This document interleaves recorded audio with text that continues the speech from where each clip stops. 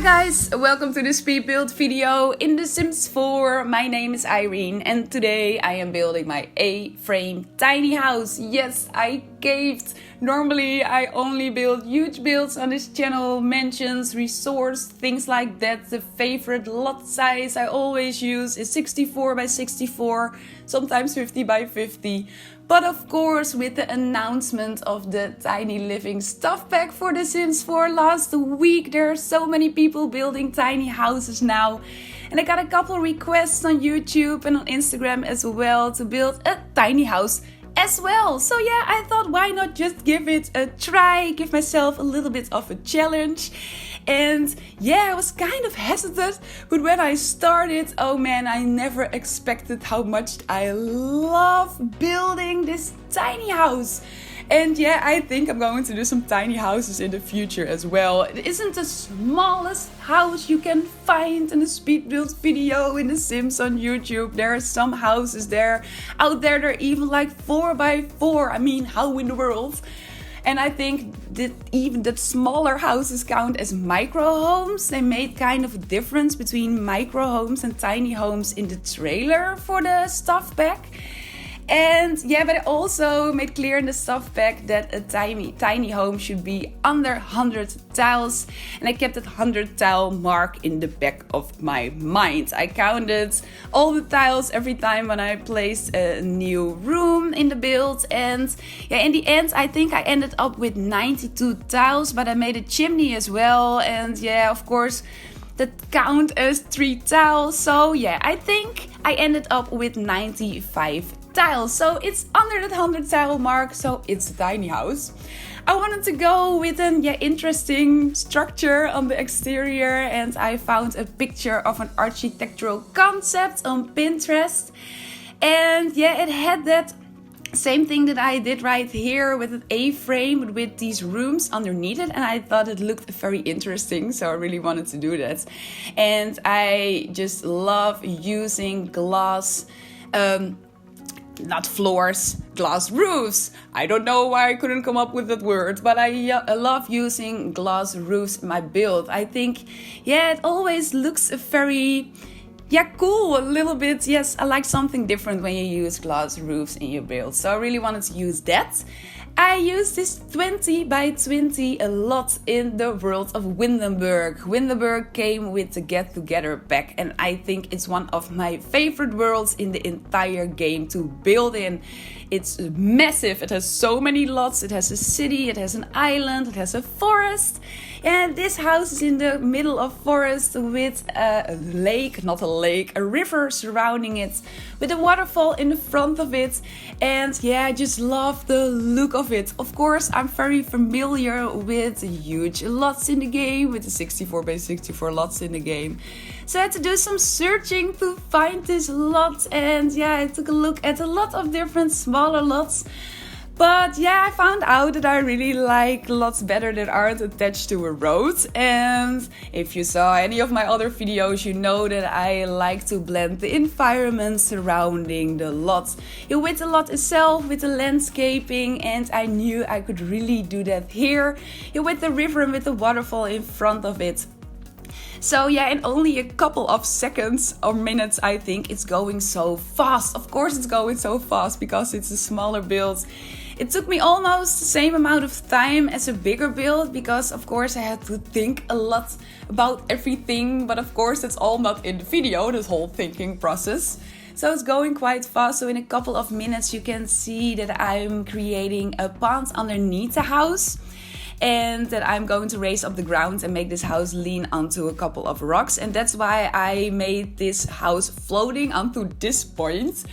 I made a room on the ground and I made a platform on it and I've built everything on that, and I lowered it down with the foundation tool because I knew I wanted to make that pond underneath it.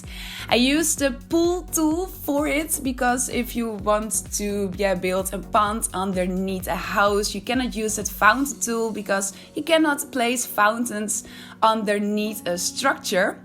So I used the pool tool for it. But yeah, in the end, it's almost more fun because your sim can swim in the pond that is in front of the house in a couple of minutes.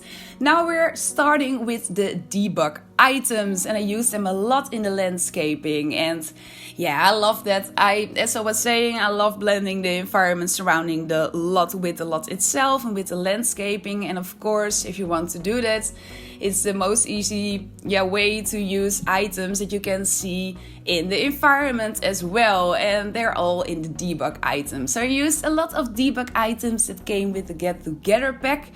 The only thing planned that isn't in the Get Together pack, that wasn't in these debug items in the Get Together pack, are these purple flowers that I use, the purple bushes. And man, they're so pretty. They are just a base game item.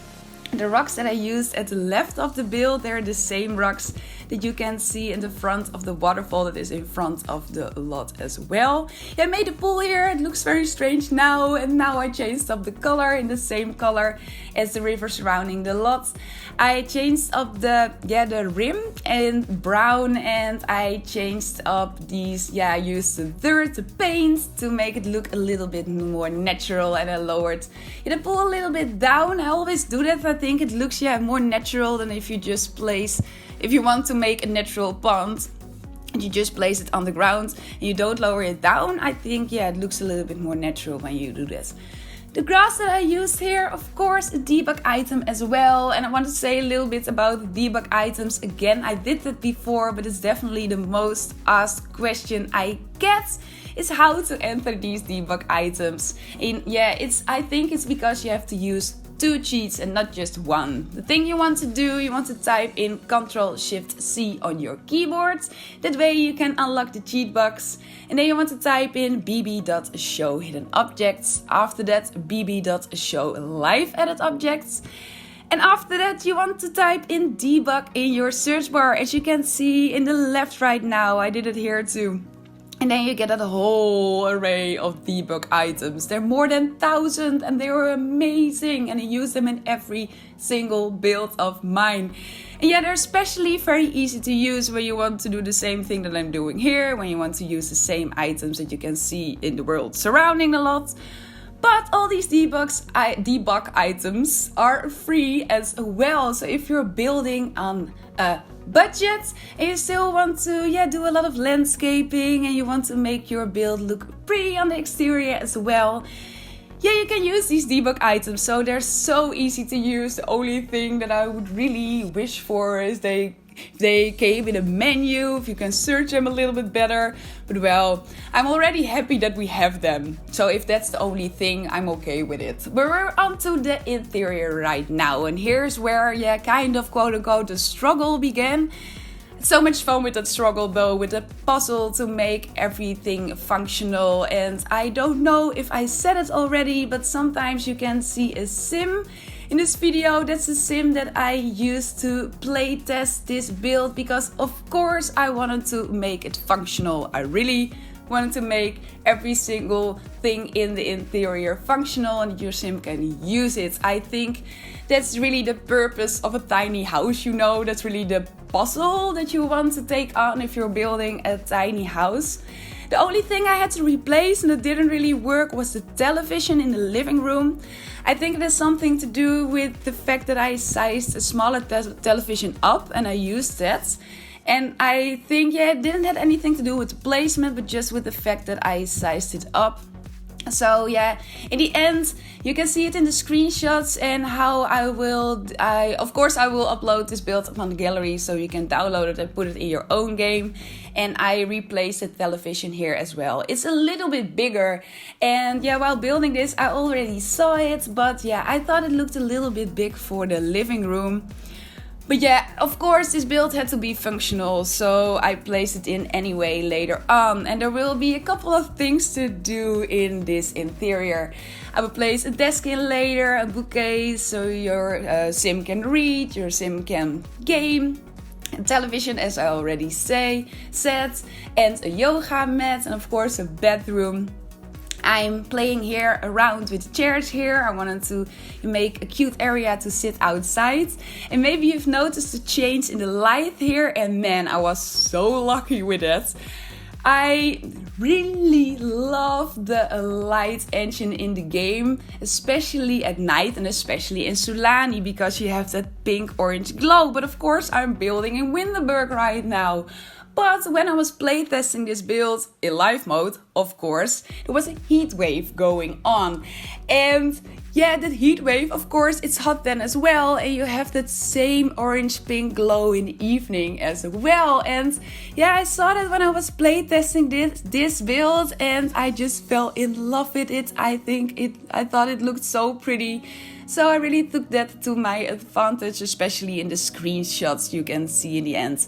Of course, there are screenshots in the end. They're not that much as when I'm doing a huge build, of course, because yeah, there are a lot of less things going on here, of course, a lot of less rooms. We're here onto the living room.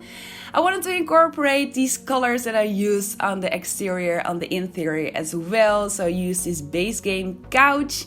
And yeah, it's just one of the most basic couches that we have in the game. But I really like this color of it. This kind of suede color, but not really. Oh yeah, here is the television that didn't really work out in the end. But yeah, I replaced it as I already said.